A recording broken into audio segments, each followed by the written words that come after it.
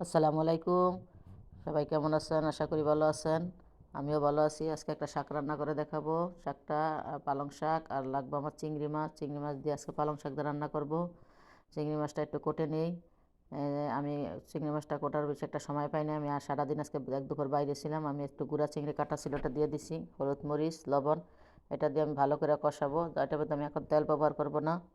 ভালো করে কষাইয়ে আমি অল্প করে চিংড়ি ওই চিংড়ি একটু মানে বাছার সময় পাই না, যদি আমার হাতে একা এই যে অল্প করে চিংড়ি মাছ বেশি দিয়ে দিলাম, কারণ ওই গুঁড়া চিংড়িটা একটু বেশি দিছি, কারণ একা হাতে করার সময় নেই। বেলা বেজে গেছে মনে হয় একটা। আমি আজকে এক সকাল পর্যন্ত আমরা 3-4 ভাবি বাইরা নাস্তা পানি খাইছি, বাইরা ঘুরছি একটু, মার্কেটে গিয়েছিলাম।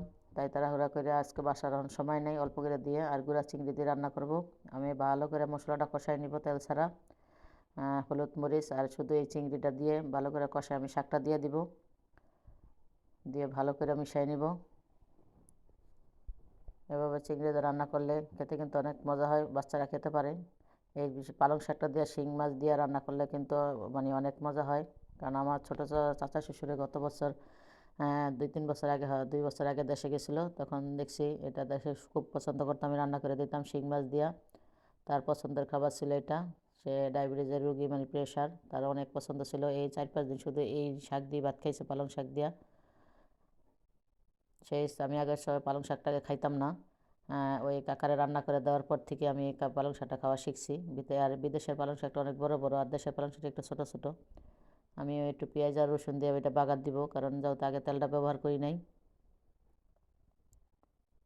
এভাবে রান্না করলে বাচ্চাদের ভাত খাওয়ার কোনো ঝামেলা থাকে না, কারণ কাটা কুটা নাই।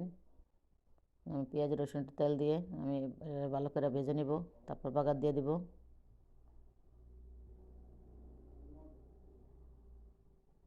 ইয়াটা লাল হয়ে গেছে, আমি এখন এটা দিয়ে দিব। পরে বাগার দিলে জিনিসটা অনেক ঘেরান কয়। আমি এটার ভিতরে জিরা ব্যবহার করব না, সেই জন্য আমি আগে তেল ব্যবহার করি নাই। অনেক সুন্দর একটা ঘেরান বের হয়েছে, কারণ আমি একটু রসা রাখবো। কারণ আমার ঘরে ছেলেমেয়েরা একটু মানে ডাইল আছে যদিও, তারপর একটু রসা রাখবো। আপনি মন চাইলে আরও কমাইতে পারেন। যে হয়ে গেছে কিন্তু আমার শাক, কারণ শাকটা রান্না করতে বেশিক্ষণ সময় লাগে না। লবণটা দেখে নিব। আমার শাক রান্না হয়ে গেছে। যারা আমার ফেসবুক থেকে দেখছেন, একটা লাইক, কমেন্ট, শেয়ার দিয়ে পাশে থাকবেন। তবে সাথে থাকার জন্য ধন্যবাদ। আল্লাহ হাফেজ।